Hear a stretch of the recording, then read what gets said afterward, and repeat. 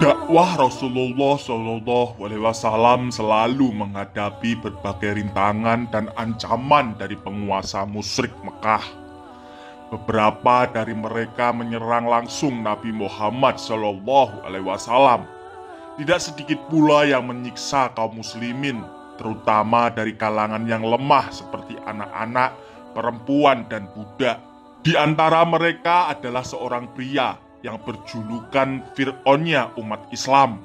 Dialah Abu Jahal alias Amr bin Hisham.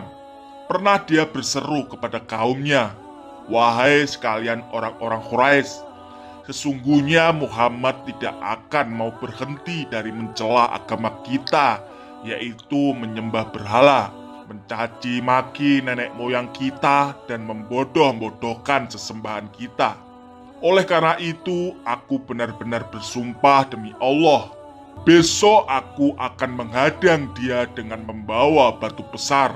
Kalau dia Muhammad SAW bersujud dalam sholatnya di depan Ka'bah, maka aku akan pecahkan kepalanya dengan batu itu."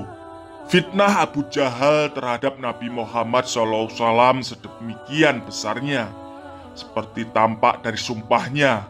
Sesungguhnya dia beriman kepada eksistensi Allah Subhanahu wa Ta'ala.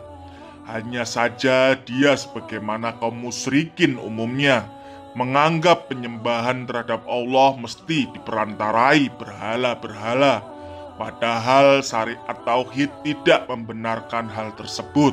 Kebenciannya terhadap Islam antara lain karena sifat egaliter yang dibawa ajaran tauhid. Semua orang sama kedudukannya di dalam agama Islam. Yang membedakan hanyalah ketakwaan terhadap Allah Subhanahu wa Ta'ala. Sementara Abu Jahal menikmati kedudukannya sebagai pemuka Quraisy. Selain itu, Abu Jahal sehari-hari menjual berhala kepada penduduk Mekah. Bila sampai Islam tersebar luas, maka orang-orang akan meninggalkan penyembahan terhadap berhala. Jika itu terjadi, siapa lagi yang akan membeli berhala miliknya? Maka bisnisnya akan gulung tikar. Pernah suatu ketika Abu Jahal diamanati mengurus seorang anak yatim. Namun belakangan dia memakan harta si anak itu tanpa persetujuannya.